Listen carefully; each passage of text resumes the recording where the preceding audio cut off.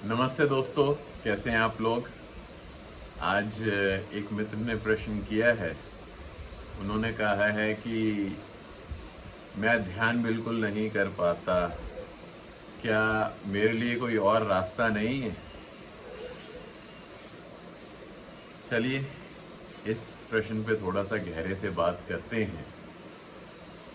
बात यह है भाई, अगर तुम ध्यान नहीं कर सकते तो एक रास्ता और है, पर वो बहुत मुश्किल है। वो है प्रेम का। मतलब चलो थोड़ा सा गहरे से बात करते हैं इस बात के ऊपर। हिंदुस्तान में महाराष्ट्र में एक जगह है जो बहुत प्रसिद्ध है, जिसका नाम है शिरडी। शिरडी में एक ब्रह्मज्ञानी रहे हैं जिनका नाम था साईं बाबा। उन्हें साईं बाबा सभी कहते थे। साईं बाबा हमेशा कहते थे कि सिर्फ दो चीज़ें पूरी कर दो और तुम्हारा जिम्मेवार मैं हूं। और वो दो चीज़ें क्या थी? वो थी श्रद्धा और सबूरी। श्रद्धा तो आप समझ गए, सबूरी का मतलब होता है सब्र कर पाना, इंतज़ार कर पाना। पर साईं बाबा हमेशा इन दो चीज़ों को इकट्ठा ही क्यों कहते थे, श्रद्धा और सबूरी? उसका एक बहुत बड़ा कारण है, और कारण ये है कि जो प्यार होता है ना, जब प्यार एकदम चरम पे पहुंचता है ना, तब वो श्रद्धा होती है। और बात ये है, पिछले कुछ समय में, पिछले 50-100 सालों में, और ख़ास करके मैं कहूँगा पिछले 20-25 सालों में, तो इंसान का जो भी विकास हुआ है ना, वो बुद्धि की तरफ ज़्यादा हुआ है। हर किसी को ज़्यादा पैसा कमाना है, ज़्यादा कामयाब बनना है, बड़े से बड़े काम करने हैं। तो अगर बुद्धि का विकास होता है और बुद्धि पर अगर हम ज़्यादा जोर डाल के चलते हैं, तो उसके साथ एक चीज़ और जुड़ जाती है, वो होती है अहंकार। तो मैं कहता हूँ, जो अहंकारी इंसान है ना, उनके लिए कहीं ना कहीं ध्यान करना थोड़ा आसान हो जाता है। उसका एक कारण है,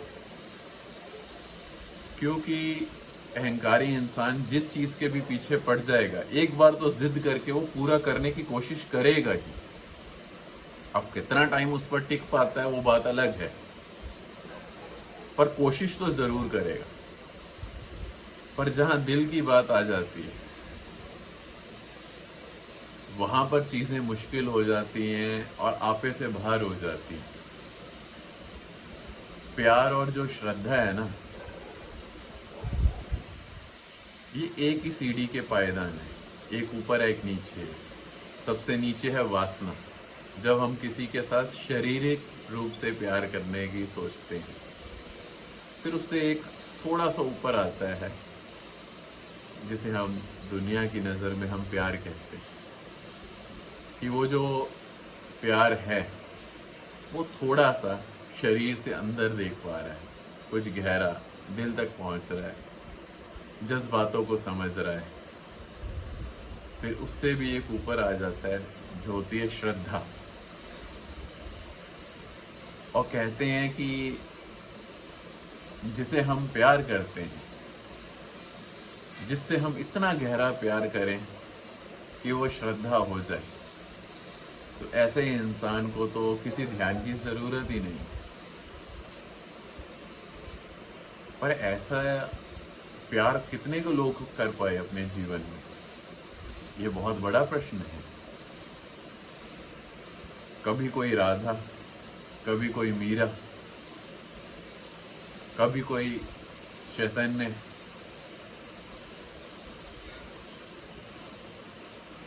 और क्यों ध्यान को आज के समय में इतना ज़्यादा ज़रूरी माना गया है?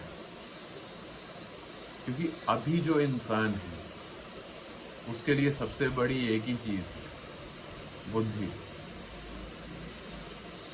और बुद्धि का ही हम सही में अगर इस्तेमाल कर लें तो ध्यान में गहरे से उतर सकते हैं। सिर्फ उसे एक सही दिशा देनी, वो बुद्धि ही है जो आपको व्यापार की तरफ भगाती है, वो बुद्धि ही है जो आपको राजनीति की तरफ भगाती है। और सच ये है, जो इंसान कुछ गहरा करना चाहते हैं, जिन्हें सच में अपने जीवन में उतरना है, उस परमात्मा का दर्शन करना है, वो भी वही उसी बुद्धि का इस्तेमाल करते हैं ध्यान में। तो ध्यान की बहुत सारी विधियां भी हुई हैं, इसीलिए हुई हैं कि अगर एक तरीके से ध्यान नहीं किया जाता, दूसरा तरीका अपनाओ, दूसरे से नहीं होता तीसरा। विज्ञान भैरव तंत्र में भगवान शिव ने 112 तरीके बताए हैं ध्यान के, किसी कारण से बताए होंगे ना। तो मैं ये कहूँगा, शायद साईं बाबा का जो सबसे बड़ा, मैं कहूँगा एक आम जनता के लिए जो उनका संदेश था, वो ये था कि सिर्फ 2 चीज़ें पूरी कर लो, एक श्रद्धा और एक सबूरी। पर मैं कहूँगा आप इससे भी एक कदम आगे चले जाओ। बिना सब्र वाला इंसान, जो इंसान वेट करना नहीं जानता, जिसमें पेशेंस नहीं है, वो तो श्रद्धा रख ही नहीं सकता।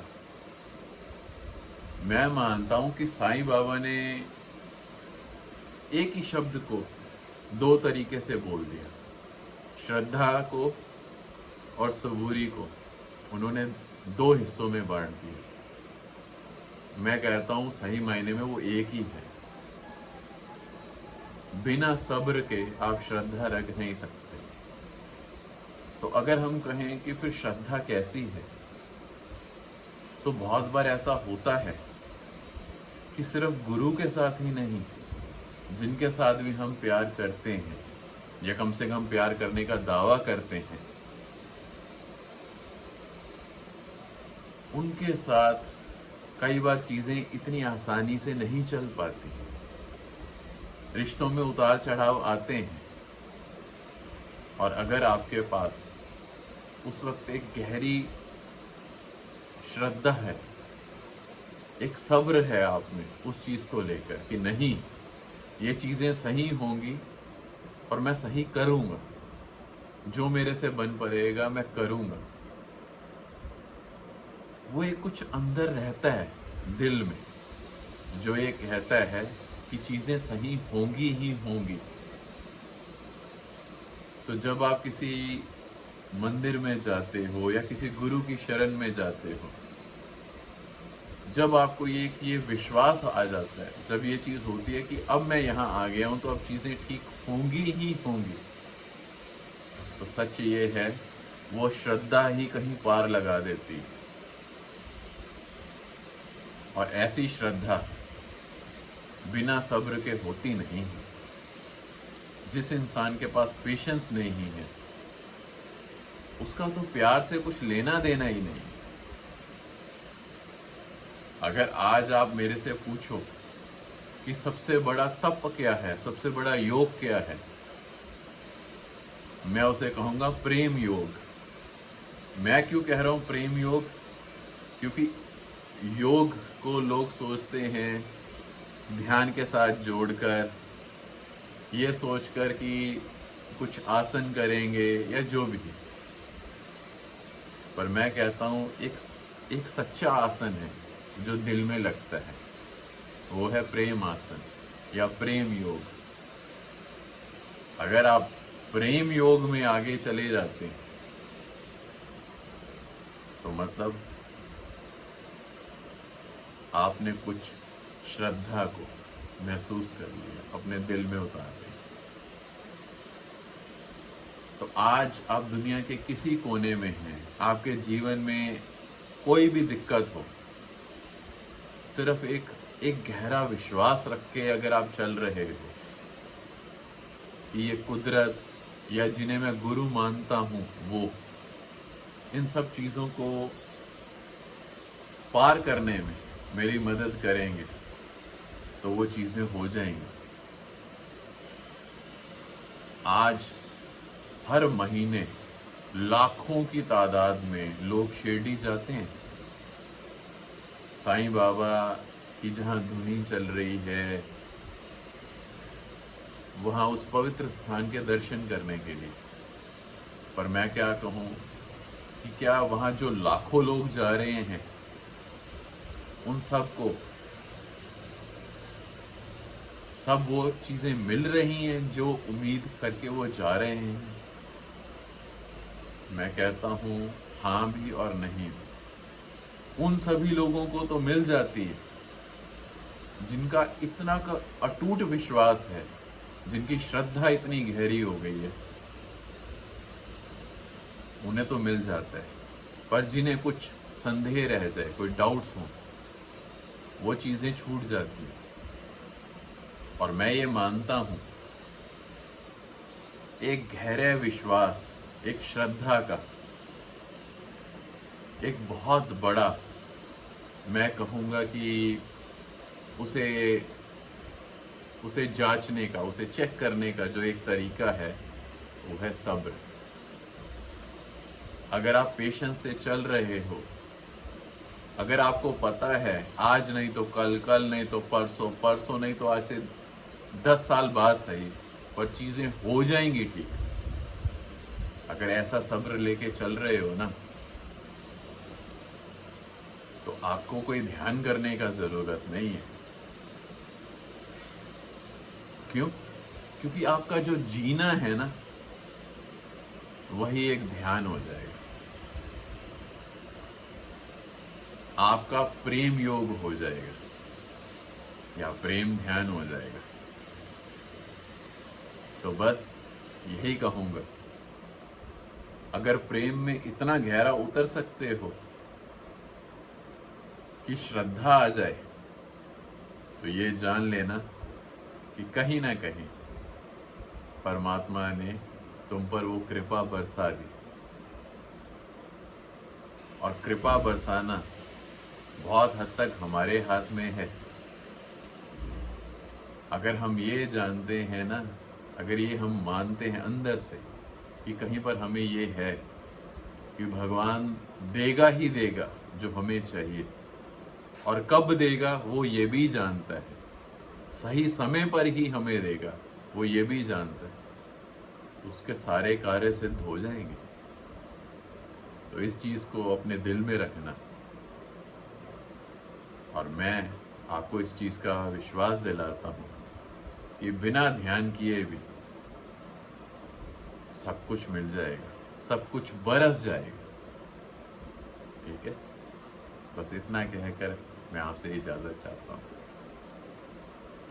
नमस्कार।